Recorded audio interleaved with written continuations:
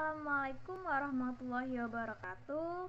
Perkenalkan, nama saya Dita Rizky Adelia dengan NIM B1A12318 dari Program Studi Ilmu Hukum Fakultas Hukum Universitas Jambi.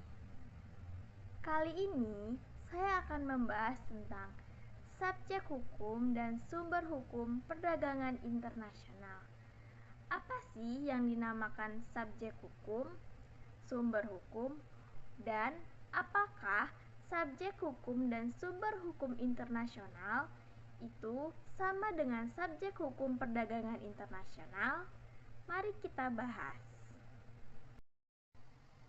Nah, apa sih yang dimaksud dengan subjek hukum? Subjek hukum adalah entitas atau badan hukum yang memiliki hak dan kewajiban.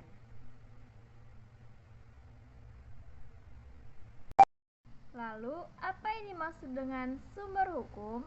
Sumber hukum adalah landasan utama untuk menciptakan, menafsirkan, dan menggunakan hukum.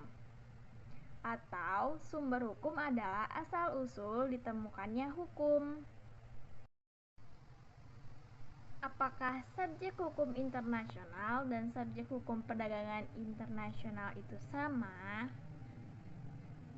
Ya, beberapa ada yang sama, tapi tidak semuanya. Subjek hukum internasional diantaranya ada negara, individu, organisasi internasional, Palang Merah Internasional, Tahta Suci Vatikan, belligerent, NGO, Mahkamah Internasional, dan multinational company. Sedangkan subjek hukum perdagangan internasional yaitu negara, organisasi internasional, dan juga multinational company. Mari kita bahas satu persatu tentang subjek hukum perdagangan internasional. Yang pertama yaitu negara. Negara adalah subjek hukum yang terpenting dan juga yang paling sempurna, karena negara memiliki kedaulatan. Dengan kedaulatan tersebut, negara berhak menentukan dan juga mengatur tentang wilayahnya, apa yang boleh masuk, apa yang boleh tidak masuk ke negaranya. Contohnya dalam kegiatan ekspor dan impor. Lalu, negara juga bisa sebagai regulator atau membuat aturan. Aturan tersebut mengikat subjek hukum yang lainnya seperti individu ataupun perusahaan. Lalu, negara juga mampu mengadakan hubungan perjanjian-perjanjian internasional dengan negara lainnya. Dari perjanjian-perjanjian internasional tersebut akan melahirkan aturan-aturan yang akan dipatuhi oleh masyarakat internasional.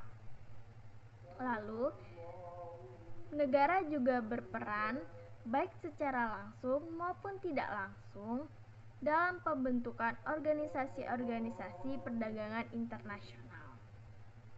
Lalu, yang terakhir, negara juga berperan sebagai subjek hukum, yaitu sebagai posisi pedagang. Di sini, negara menjadi pedagang dalam perdagangan internasional.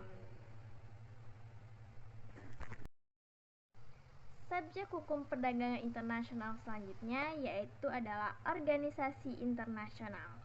Organisasi internasional eksis di perjanjian-perjanjian internasional atau juga konvensi-konvensi internasional yang diadakan oleh negara-negara. Organisasi internasional terbagi menjadi dua. Yang pertama yaitu organisasi internasional antar pemerintah. Contohnya ada UNISTAR, UNCTAD. Lalu yang kedua, organisasi internasional non-pemerintah seperti ICC, International Chamber of Commerce. Subjek hukum yang ketiga yaitu multinational company atau MNC. Multinational company adalah perusahaan-perusahaan yang beroperasi di lebih dari satu negara. Jadi lokasi dari perusahaan tersebut ada di beberapa negara. Contohnya seperti Samsung, Toyota, Unilever, dan lain sebagainya. Lalu, apa saja sumber hukum perdagangan internasional? Apakah sama dengan sumber hukum internasional? Beberapa ada yang sama, tapi tidak semuanya. Apa saja sumber hukum internasional itu? Yang pertama, ada traktat atau perjanjian. Lalu yang kedua, ada kebiasaan hukum internasional. Lalu ada jurisprudensi, doktrin, dan prinsip hukum umum. Sedangkan sumber hukum perdagangan internasional yaitu hukum internasional, konvensi internasional,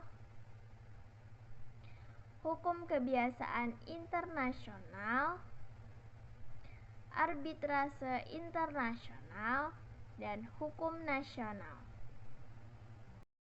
Berikut ini penjelasan tentang sumber hukum perdagangan internasional. Yang pertama yaitu hukum internasional. Ada hukum yang publik, yaitu perjanjian yang dibuat antar negara. Lalu secara privat, yaitu perjanjian yang langsung diadakan oleh negara atau individu. Sumber hukum perdagangan internasional selanjutnya yaitu konvensi internasional. Konvensi internasional yang dibentuk atau dibuat antar negara dalam organisasi internasional terkait dengan hal perdagangan internasional.